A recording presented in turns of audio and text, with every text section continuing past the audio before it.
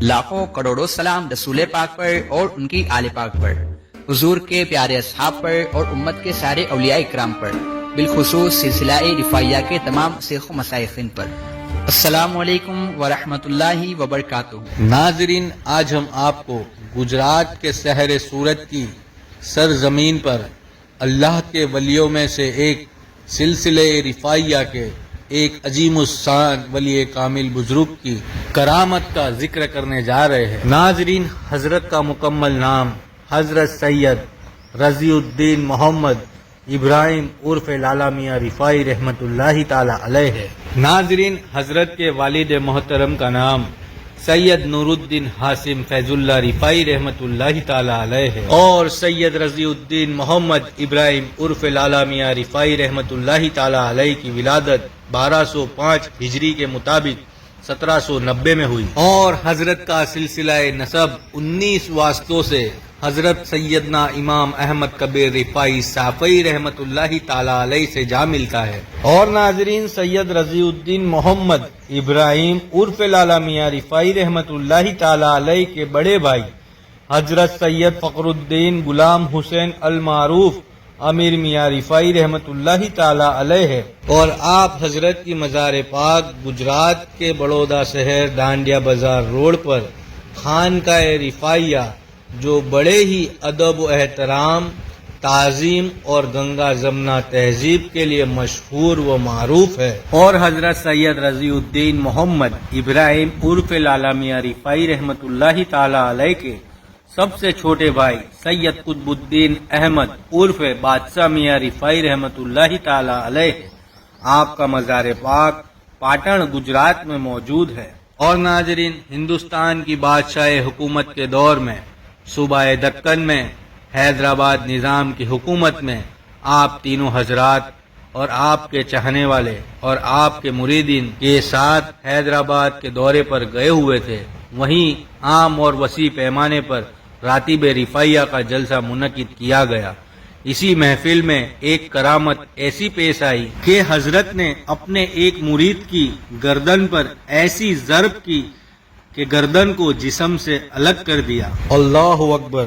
اور پھر اسی چند لمحات کے بعد آپ حضرت نے اس گردن کو اس جسم سے بسم اللہ شریف اور مخصوص اورات رفاعی پڑھتے ہوئے جوڑ دیا، اور اس محفل میں یہ دیکھ حیدرآباد نظام حضرت کے بڑے ہی عقیدت مند ہو گئے۔ اور پھر کچھ عرصہ گزر جانے کے بعد راج پریواروں میں کچھ پروگرام ہوا۔ اس پروگرام میں حیدرآباد نظام کے عزیز دوست گائیکواڑ مہاراج، جو حیدرآباد نظام ہی کی طرح بڑودہ ریاست کے مہاراجا تھے، اور پھر اپنے عزیز دوست سے مل کر آنکھوں دیکھا حال بیان کیا، اور حیدرآباد نظام کی بات پر توجہ دیتے ہوئے گائیکواڑ مہاراج نے اس معاملے کی تفتیش کروانے پر یہ پتا چلا کہ یہ کرامت سید فخر الدین غلام حسین المعروف امیر میاں رفاعی رحمۃ اللہ تعالی علیہ کے بھائی سید رضی الدین محمد ابراہیم عرف لالا میاں رفاعی رحمۃ اللہ تعالی علیہ سے ظاہر ہوئی تھی۔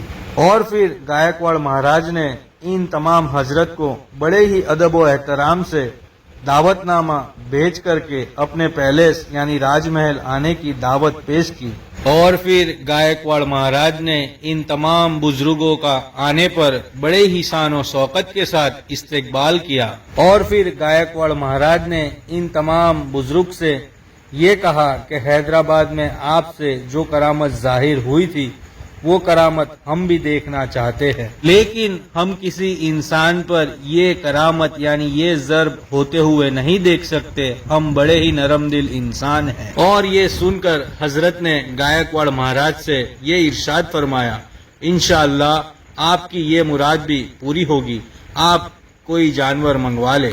پھر اسی کے بعد گائیکواڑ مہاراج نے ایک بڑی نسل کا مرغا منگوا لیا، اور اس حلقہ راتب رفاعیہ کی محفل دیکھنے کے لیے گائیکواڑ مہاراج نے پورے بڑودہ شہر کے اور ارد گرد کے گاؤں میں اعلان کر دیا، اور جب شام ہونے پر راتب رفاعیہ کی محفل شروع ہوئی، مریدین حضرت رفاعی کی شان میں قصیدے پڑھنے لگے، اور حضرت نے مہاراجا گائیکواڑ کے اس منگائے ہوئے مرغے کو بسم اللہ شریف پڑھ کر ذبح کیا، اور پکا کر کے سب کو کھلا دیا۔ پھر آپ نے لوگوں سے کہا کہ کھا کر کے جو بچی ہڈییں ہے وہ یہاں لا کر کے رکھ دو، اور جب ہڈییں اکٹھا ہو گئی آپ حضرت نے ان ساری ہڈیوں پر ایک چادر سی ڈال دی۔ پھر آپ کے بھائی حضرت سید رضی الدین محمد ابراہیم عرف لالا میاں رفاعی کھڑے ہوئے، رفاعی وجد میں آ گئے اور اپنے بڑے بھائی سید فخر الدین غلام حسین المعروف امیر میاں رفاعی کی دست بوسی کی اور دعا کے لیے ہاتھ اٹھائے اور کہا کہ اے پروردگار، آج تیری وحدانیت کا منکر میرے سامنے بیٹھا ہے۔ اے میرے رب، تو اسلام کی صداقت اور حقانیت کو واضح فرما دے اور اپنے حکم سے اس مرغ کو زندہ کر دے۔